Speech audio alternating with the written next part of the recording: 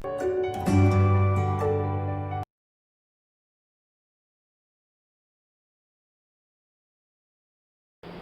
morning students. Welcome to the online classes of Trinity Memorial Senior Secondary School. Today we are going to continue the fourth unit of our English reader book for class 7. The second section is homesickness. We'll go through the chapter, we'll do the reading part and we'll complete the chapter with the exercise. Okay. So let's start the chapter. The name is homesickness. Basically homesickness is you can say a disease. According to some, it may be a mental state. You can't say the disease actually. It's a mental state when you don't like moving out from your home. Okay. I was homesick during the whole of my first term at St. Peter's. Homesickness is a bit like seasickness. Now, what is seasickness? Seasickness is when you don't like traveling in the ship. Okay, you are afraid of traveling in the water. I was homesick during the whole of my first term at St. Peter's. Homesickness is a bit like seasickness. You don't know how awful it is till you get it, and when you do, it hits you right on the top of stomach and you become restless. The only comfort is that both homesickness and seasickness are instantly curable. The first goes away the moment you walk out of the school grounds, and the second is forgotten as soon as the ship enters port. Now, the author says that I was homesick during my first term at St. Peter's. Okay, he was in a boarding school. The name was St. Peter's. Homesickness is just like seasickness, and we won't understand how awful it is till we are into it. Okay. Now, the only comfortable thing here is that homesickness and seasickness are instantly curable. Okay. First goes away the moment you walk out of the school grounds, the moment you walk out of the school actually, and the second is forgotten as soon as the ship arrives the port. Ship enters the port. I was so devastatingly homesick during my first 2 weeks that I set about devising a stunt for getting myself sent back home. Even if it were only a few days, my idea was that I should all of a sudden develop an attack of acute appendicitis. Okay, acute disease is a short-term disease. Now, he says that I was devastatingly homesick. He says that I was into homesickness into my first 2 weeks that I thought about devising a stunt for getting myself at home. He wanted to go back to home. For that, he thought of devising a trick, devising a stunt, okay, of faking his sickness. His idea was that he should suddenly develop an attack of acute appendicitis. Appendicitis is when you get a stomach ache and your appendix is rotten. Okay, you need to get it cured. You need your appendix to be removed. Appendix is a body part around here. Okay, so that is your appendix. You'll probably think it's silly that a 9-year-old boy should imagine he could get away with a trick like that. But I had sound reasons for trying on it. He says, you may think that how is it possible for a 9-year-old to get through such fake thing? He says that I got reasons to prove it. Only a month before, his ancient half-sister here means either mother or father are same. Okay, only one of them is same. His half-sister was 12 years older than him and had actually got appendicitis, and for several days before her operation, I was able to observe her behavior at close quarters. I noticed that the thing she complained about the most was a severe pain down in the lower right side of her tummy. As well as this, she kept being sick and refused to eat and drain a temperature. So he says, only a month before, my half-sister got this appendicitis. Okay, and I had noticed her very closely. Mostly she would complain about severe pain in her lower stomach. Okay, and that too was on the lower right side of her stomach. As well as she kept being sick and refused to eat and drain a temperature. Means she got fever a lot of times and refused to eat anything. You might, by the way, be interested to know that this sister had her appendix removed not in a fine hospital operating room full of bright lights and ground nurses, but on her own nursery table at home by the local doctor and his anesthetist. Okay. Now, he says you might think that my sister got the appendix removed in a hospital, but this was not the case. Her operation held in the room full of bright lights and her operation was done in the house of the author only, okay, in nursery table by the local doctor and anesthetist. Anesthetist is a person who is perfect in giving anesthesia. Anesthesia is given so that you are unconscious of what is going on, else you will feel immense pain if you are getting operated, okay.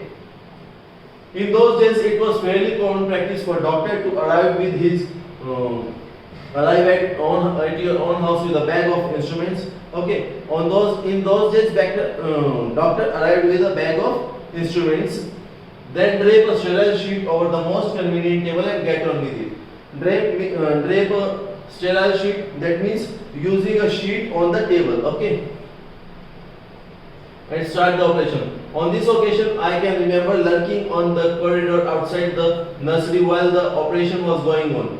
He says, I could remember easily what happened during these times, and I was outside in the corridor, roaming here and there. My other sisters were with me. He says, I was with my other sisters, roaming here and there. We would also stand near the operation door that was locked and would hear the sound of the instruments clinking, and we could also smell the sickly fumes, okay, through the crack under the door. So they were also getting to know what was happening inside.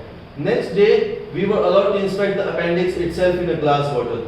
Next day, they were allowed to see the appendix that was removed from the stomach, okay.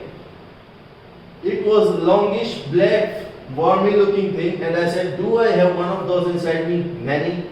Now next day when he saw it, it was a long, rotten, black, worm looking thing, and the author asked, do I have one of these inside me? He asked his nanny if he also had the same. Now Nanny says, everybody has one. Nanny answers, what's it for? I asked her. Now he asks, what is the use of appendix? God works in his mysterious way. Nanny says, God works in his mysterious way because she didn't know what is the use of appendix. It was her usual reply whenever she didn't know the answer. Okay, what makes it go bad? Now the author says, why it is removed, why the problem arose. Toothbrush bristles, she answered, this time with no hesitation at all.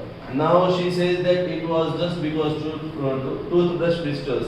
These are the plastic hairs that are on the toothbrush. Let me show you. These are the bristles on your brush. Okay.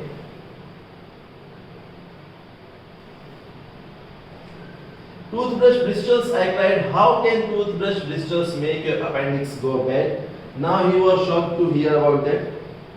Nelly, who in my eyes was filled with more wisdom than Solomon, replied, whenever a bristle comes out of your toothbrush and you swallow it, it sticks in your appendix and turns it rotten. In the war, she went on, the German spies used to sneak box loads of loose bristle toothbrush into our shops, and millions of our soldiers got appendicitis. Now, the author thought that his nanny has more wisdom than Solomon. Okay, and now nanny replied, whenever the bristles come out from the toothbrush and they are swallowed by mistake, they stick to the appendix, and due to that it rottens. Okay.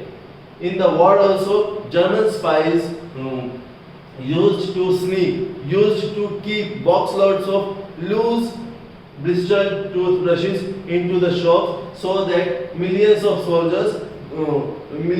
opposition soldiers would get appendicitis and get it cured, but that would take a lot of time. Okay. Honestly, Nelly, I cried. Is that honestly true? Now he says, is that so? Now Nanny says, I never lied to you, my child. So let that be license to you never to use an old toothbrush. So he says, never use an old toothbrush.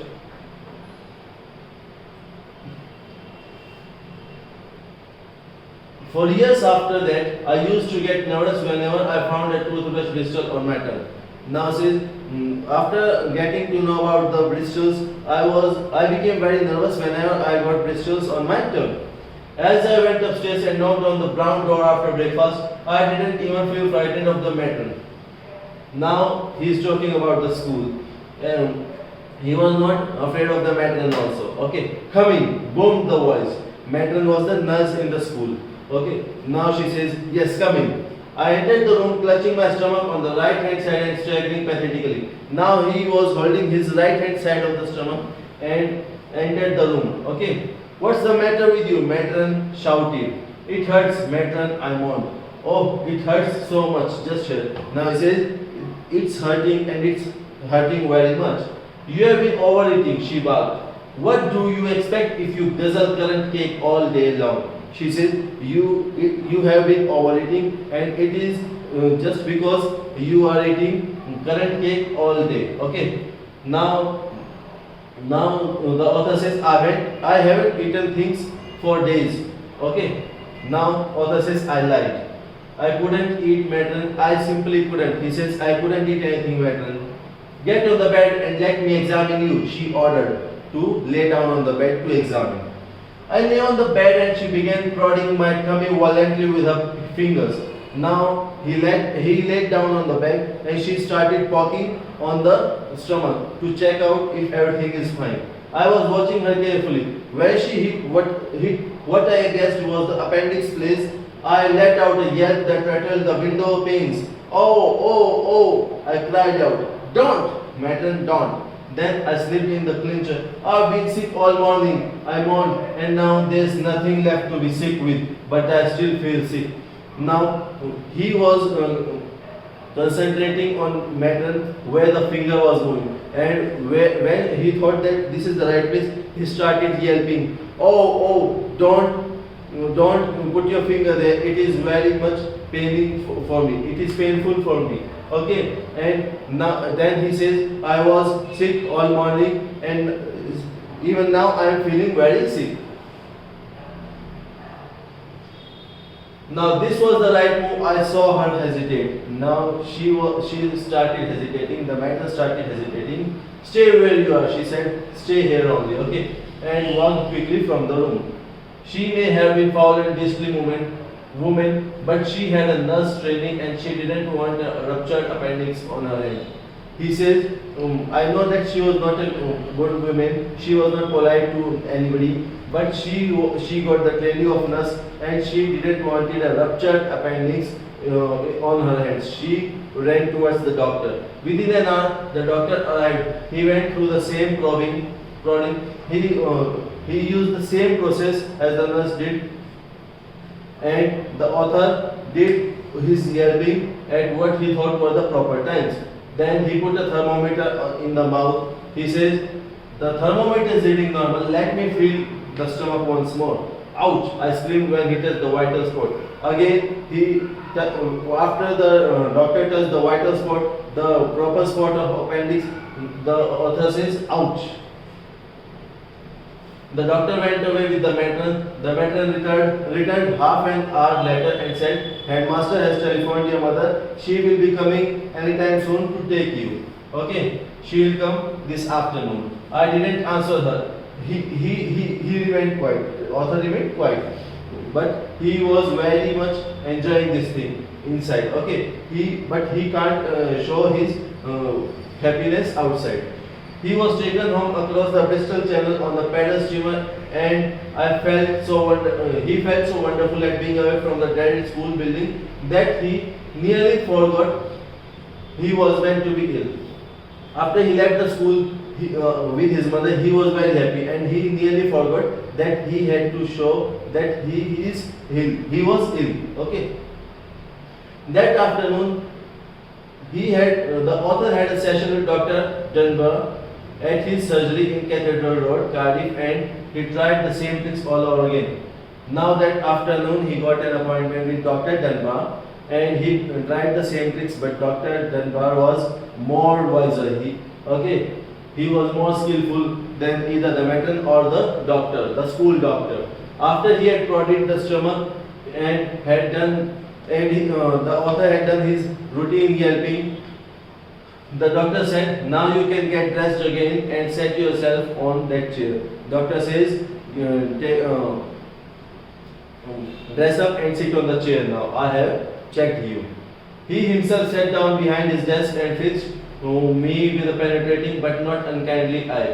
"You are faking, aren't you?" he said. Now, doctor, sitting on his chair, asked the author, "You are faking, aren't you?" Now, the author says, "How do you know?" Now, the doctor says, "Because your stomach is soft and perfectly normal." He said, "If you had an inflammation down there, the stomach would have been hard and rigid. It's quite easy to tell." Now, the doctor says, "If that was the case of appendicitis, the stomach would have been hard and rigid. But it is soft, so it is very simple to check out." Now, the author remained silent. Now, doctor says, "I expect you are homesick." Now, the doctor says, "I think you are homesick. You need to go to home badly." Now, the author nods. He agreed. "Everyone is at first," he said. "You have to stick it out and don't blame your mother for sending you away to boarding school. She insisted you were too young to go, but it was I who persuaded her it was the right thing to do. Life is tough, and the sooner you learn how to cope with it, the better for you." Now he says, "Everyone is homesick at first, and even don't blame your mother for sending you to boarding school, because mother did not want you to be sent in boarding school." Doctor says, "It was I who insisted her to send you to the boarding school, as life is tough, and the sooner you learn how to cope with the problems, the better it is." He says, you need to sort out the problems you face, and the sooner you learn these things, the better it would be. What will you tell the school? Now, author was afraid that what the doctor will be telling the school.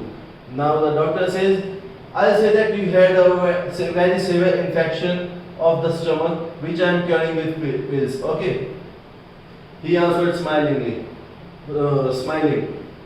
"It will remain that you must stay home for 3 more days." He says, "I'll allow you to stay at home for 3 more days, but you have to promise me that this is the first and last time you are faking your illness."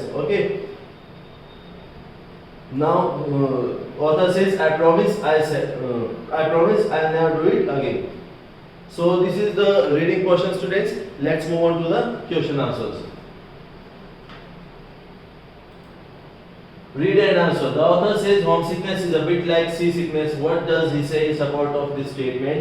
In support of his statement, the author says, "As soon as we are out in the playground, the homesickness goes away just like seasickness. In seasickness, as soon as the ship enters the port, our seasickness too goes away."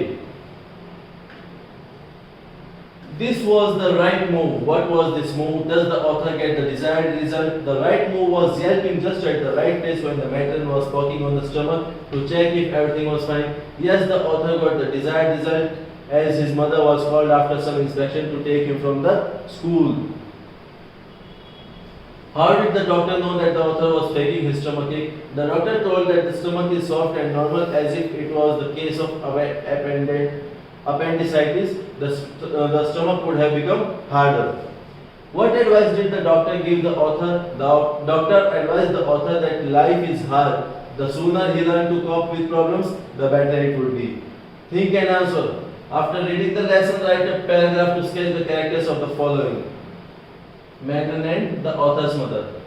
Writing about matron. She was a nurse in the school, the author read. She was very harsh with the students whenever she met them. Also, she never talked politely with them until and unless she found something very serious. Author's mother was very caring woman. She was not ready to send the author to the boarding school, as she thought that the author was very young for the boarding school. Even when she was called to take the author home, she was very tense for her son and took him to another doctor for inspection. Do you think the author's nanny really believed toothbrush blisters to be the reason of appendicitis? Or do you think she made up the story for a purpose? Explain why. Yes, she really believed as if she didn't know about anything. She would generally say, God does things mysteriously. But if she was confirmed about something, she was sure about something, she would answer it. Okay. Now, reference to context. What makes it go bad? Who said this and to whom? The author said this to Nanny. What does it refer to? It refers to appendix. When and why did the speaker say this? When he saw the appendix in a bottle after the operation of his sister, he was curious to know why it was removed. What happens next? Nanny answers him that the toothbrush blisters are the reason behind this. So students, that's it for the chapter. We have completed the chapter along with the exercise. Before leaving the video, like it, subscribe the channel, share the video. Till then, take care, have a nice day. Thank you.